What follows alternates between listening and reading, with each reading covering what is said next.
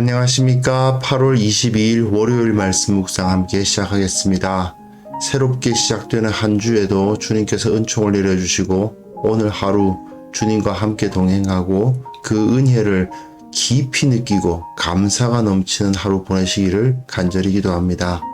오늘 본문은 마태복음 26장 57절에서부터 68절 말씀, 예수님께서 대제사장 앞에서 신문을 받으시는 이야기인데요. 이곳에서 과연 누가 진정한 그리스도인가의 문제를 생각하게 되거든요. 예수님께서 우리의 왕이시고 온 세계를 다스리시는 분이시란 사실을 이 시간 다시 한번 확인할 수 있는 시간이 되었으면 좋겠습니다. 그런 말씀을 보겠습니다. 예수를 잡은 자들이 그를 끌고 대제사장 가야바에게로 가니 거기 서기관과 장로들이 모여 있더라. 베드로가 멀찍이 예수를 따라 대제사장의 집들에까지 가서 그 결말을 보려고 안에 들어가 하인들과 함께 앉아 있더라. 대제사장들과 온 공회가 예수를 죽이려고 그를 칠 거짓 증거를 찾으매 거짓 증인이 많이 왔으나 얻지 못하더니 후에 두 사람이 와서 이 사람의 말이 내가 하나님의 성전을 헐고 사흘 동안에 지을 수 있다 하더라. 대제사장이 일어서서 예수께 묻되 아무 대답도 없느냐? 이 사람들이 너를 치는 증거가 어떠하냐? 예수께서 침묵하시거늘 대제사장이 이르되 내가 너로 살아계신 하나님께 맹세하게 하노니 내가 하나님의 아들 그리스도인지 우리에게 말하라. 네가 말하였느니라. 그러나 내가 너희에게 이르노니 이후에 인자가 권능의 우편에 앉아 있는 것과 하늘 구름을 타고 오는 것을 너희가 보리라. 이에 대제사장이 자기 옷을 찢으며 이르되 그가 신성 모독하는 말을 하였으니 어찌 더 증인을 요구하리요? 보라, 너희가 지금 이 신성 모독하는 말을 들었도다. 너희 생각은 어떠하냐? 그는 사형에 해당하니라. 하고 이에 예수의 얼굴에 침 뱉으며 주먹으로 치고 어떤 사람은 손바닥으로 때리며 그리스도야, 우리에게 선지자 노릇을 하라. 너를 친 자가 누구냐? 신앙생활을 오래 하신 분들이라면 굉장히 익숙한 장면입니다. 예수님께서 십자가를 목표로 해서 그 사역을 진행해 가셨죠. 그리고 예수님의 십자가를 향해서 걸어가시는 길의 마지막이 바로 이 자리인 것을 알 수가 있습니다. 예수님의 십자가를 향한 여정은 16장 16절에서 주는 그리스도시요 살아계신 하나님의 아들이십니다 라고 베드로가 고백을 했고, 그 고백으로부터 여기까지 오늘 본문에까지 이른다고 할 수 있어요. 베드로가 주님은 그리스도십니다 라고 고백을 하고, 그리고 오늘 본문에서는 대제사장이 네가 그리스도냐 라고 묻죠. 이 그리스도라는 고백과 그리스도인가에 대한 질문, 이 사이가 바로 예수님의 십자가를 향한 여정이었다고 말할 수가 있거든요. 이제 예수님의 십자가를 향한 여정은 끝났습니다. 예수님께서 직접 걸어가신 그 여정은 끝나고 이제는 저들이 예수님을 넘기는 단계로 넘어가는 겁니다. 예수님을 잡은 자들이 그를 끌고 대제사장 가야바에게로 갔다라고 되어 있어요. 거기 서기관과 장로들이 모여 있습니다. 이것은 산헤드린 공의회를 말하는 거죠. 산헤드린이 모여 있습니다. 그런데 문제는 밤입니다. 밤에는 재판을 할 수가 없어요.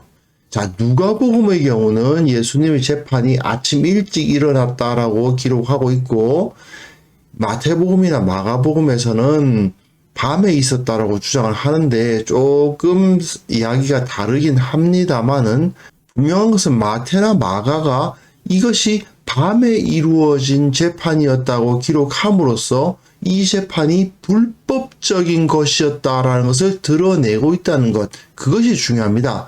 그런데 베드로가 멀찍이 예수님을 따라가고 있어요.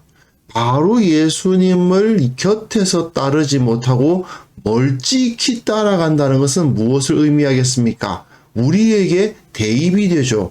예수님과 함께 동행하는 것도 아니고, 그렇다고 해서 예수님을 완전히 버린 것도 아니고, 묘한 그 중간에서 양다리 걸치고 있는 듯한 모습으로 예수님을 따라가는 제자의 모습을 여기서 그려주고 있습니다. 그래도 그는 대제사장의 집들에까지 가요. 그리고 그 결말을 보려고 안까지 들어가요. 나름대로는 용기를 내서 그 자리까지 나아가고 있다는 것은 분명합니다. 그리고 하인들과 함께 앉아 있었습니다. 오늘 본문은 예수님의 재판 이야기, 내일 본문에는 베드로의 재판 이야기가 나오겠죠. 결국 베드로가 왜 자신의 재판에서 패배했는가? 3번 부인하게 되지 않습니까? 왜 그랬던가? 사실은 지난주에 우리가 살펴보았듯이 겟세마네에서 기도의 자리에서 실패했고, 그리고 이렇게 예수님을 멀찍이 따라갔죠. 예수님께서 2가지의 부탁을 하셨던 거 기억해 주시기 바랍니다. 깨어서 함께 기도해 달라고 부탁하셨고, 또 하나는 일어나 나와 함께 가자라고 부탁하셨는데 제자들은 그것을 다 제대로 들어드리지 못했습니다. 그런데 그래도 베드로는 다 도망간 게 아니라 멀찍이 예수님을 따르는, 깨어서 기도는 못했고 자느라고 못했고, 그리고 예수님을 함께 따라가지는 못하고 멀찍이 따라가는 그런 모습을 보이고 있어요. 대제사장들과 온 공회가, 산헤드린 공의회가 예수님을 죽이려고 목적을 가지고 있습니다. 그를 칠 거짓 증거를 찾고 있었어요. 이건 그 자체로 불법이죠.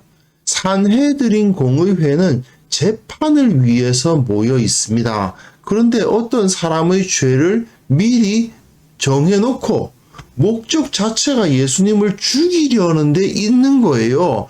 이 사람이 정말 죄를 지었냐 안 지었냐에 대한 재판이 이루어지질 않습니다. 재판이 이루어지려면 원고는 누구고 피고는 누구고 또는 고발한 사람 누구고 증인은 누구고 하는 것이 확정되어 있는 상태에서 재판이 이루어져야 되는데 그게 그렇지가 않아요. 거짓 증인들이 많이 왔으나 얻지 못합니다. 증거가 될 만한 이야기가 없어요.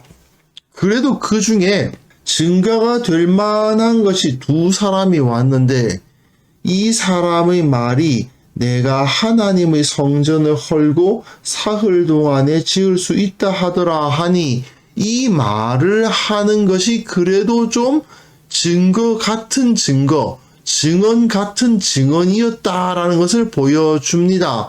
그런데 재미있는 것은 하나님의 성전을 헐고 사흘 동안에 지을 수 있다 하더라 하는 이 말이 과연 범죄인가 문제가 존재하는 것입니다. 왜냐하면 하나님의 성전을 헐고 다시 짓는 자들은 지금의 현재 대제사장들이에요. 과거에 스룹바벨이 지었던 성전을 헐고 헤롯의 힘을 얻어서 로마의 돈과 로마의 권세로 지금 유대의 성전을 지어가고 있는 거거든요. 지금 예루살렘 성전은 예수님 당시에는 완공된 상태가 아니었습니다. 그야말로 번쩍번쩍하게 짓고 있어요. 거대한 규모로 짓고 있습니다. 그러니 이 사람들이 바로 성전을 헐고 다시 짓는 사람들 아닙니까? 물론 사흘 동안은 아니죠. 상당히 오랫동안 그 성전을 짓고 있는 상황에 있습니다. 그러나 분명한 것은 기존의 성전을 허물고 새로 짓고 있는 사람은 맞아요. 그래서 그 대표가 대제사장. 대제사장은 어떤 사람입니까? 기름 부음 받은 사람이죠. 이 사람도 그리스도인매는 틀림이 없습니다. 대제사장도 기름 부어서 세움을 받은 사람이잖아요. 자, 여기서 그리스도와 그리스도, 예수님이 대제사장과 대결을 벌이시는 것입니다. 대제사장은 어떤 그리스도입니까? 적 그리스도입니다. 가짜 그리스도죠. 그러나 참 그리스도는 예수님이십니다. 그래서 가짜 그리스도와 참된 그리스도가 여기서 대결을 하는 모습을 우리는 볼 수가 있습니다. 그런데 예수님께서 침묵하십니다. 아무 말씀도 하지 않으세요. 대제사장이 그 앞에서 말을 합니다. 내가 너로 살아계신 하나님께 맹세하게 하노니 내가 하나님의 아들 그리스도인지 우리에게 말하라, 이렇게 질문을 하죠. 그런데 이 질문, 네가 하나님의 아들 그리스도인지 우리에게 말하라는 이 말은 예수님께서 광야에서 시험받는 자에게 들으신 네가 정말 하나님의 아들 그리스도냐라는 질문을 다시 받고 있는 것이죠.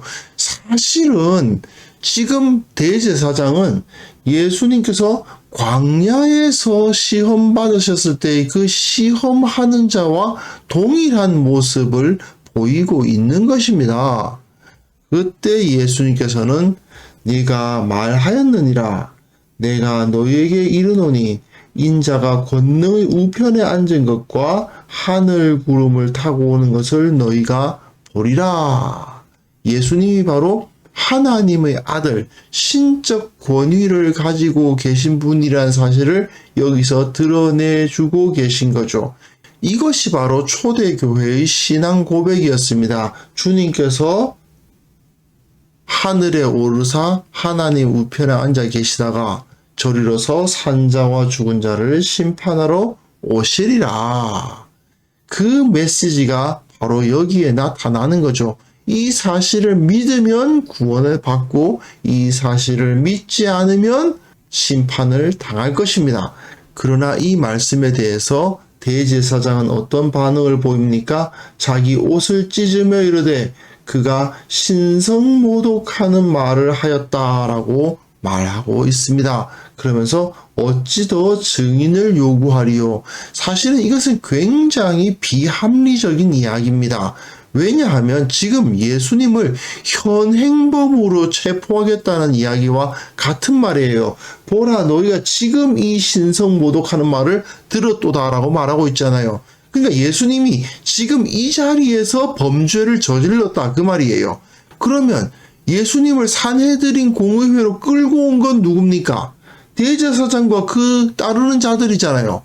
예수님은 아무 죄도 없었는데 산헤드린 공의회로 끌고 온 것은 죄가 아니라는 겁니까?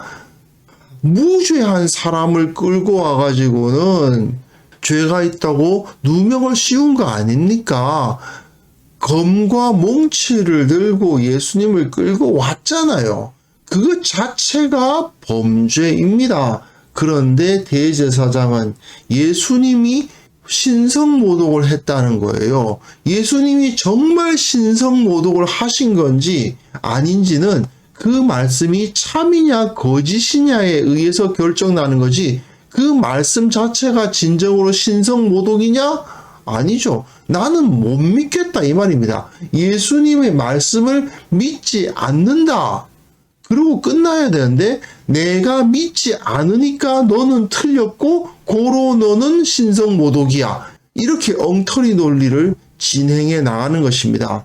사람들은 그는 사형에 해당하니라 하고 내 마음대로 사형을 언도합니다. 무슨 죄로? 살인을 한 것도 아니고 간음을 행한 것도 아니죠. 신성모독이다라고 했는데 하나님을 비난했느냐? 그게 아닙니다. 예수님께서 하나님을 비방하신 적은 없어요. 자신이 하나님의 영광을 가졌다고 주장하셨는데 예수님께서 진정 하나님의 아들이신지 아닌지를 규명하지 못한 상태에서 무조건 예수님은 하나님의 아들이 아니다라고 결정을 내리고 그 얼굴에 침 뱉으며 주먹으로 치고 어떤 사람은 손바닥으로 때리고 그리스도야 우리에게 선지자 노릇을 하라, 너를 친 자가 누구냐 하더라, 이렇게 모독을 하고 있는 것입니다. 이것은 악당들의 집단 폭행일 뿐이에요.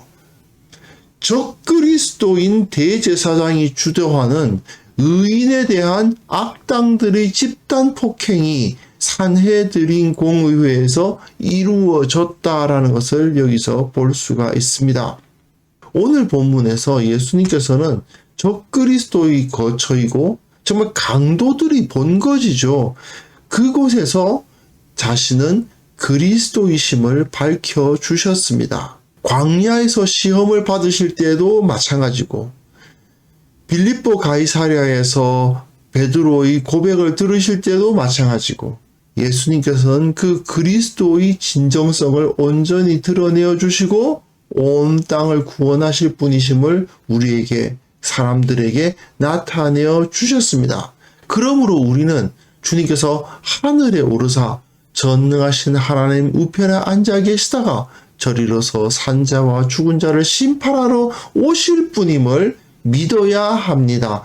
사실 이것을 우리가 매주 고백하고 있습니다만은 믿지 않는 사람들이 듣기에는 정말 헛소리에 불과하겠죠. 사람이 하늘로 올라갔다가 다시 구름 타고 내려와서 이 온 땅을 다스리게 될 것이다. 이런 이야기를 하면 얼마나 우습게 여기겠습니까? 네, 그러나 그렇게 우습게 여기는 자들의 태도는 이 적그리스도를 따르는 자들이기 때문에 나타나는 현상이에요. 예수님께서는 그 적그리스도의 본거지에서도 전혀 두려워하지 않으셨습니다. 우리도 이 세상에서 두려워하지 말아야 될 것입니다. 예수님께서는 다시 살아나셨습니다. 예수님께서는 하늘로 오르셨고 이제 다시 오셔서 온 땅을 심판하실 것입니다. 그리고 지금도 살아계셔서 우리와 동행하시고 우리를 다스리고 계시다는 사실을 우리는 믿음으로 받아들일 수 있어야 될 것입니다. 그래서 이 시간 함께 기도하실 때에 내게 믿음을 더하사 아무리 우리의 믿음을 비웃는 세상의 사실상 적그리스도를 따르고 있는 자들의 말을 우리가 듣는다 하더라도 두려워하지 아니하고 예수님께서 살아계셔서 지금도 온 세상을 통치하고 계심을 온전히 믿게 하시고 세상에서 내 믿음을 드러내는데 두려워하지 않게 하옵소서. 우리 교회가 두려움 없이 이 복음을 담대히 전하게 하옵소서. 함께 기도하는 시간을 가졌으면 합니다.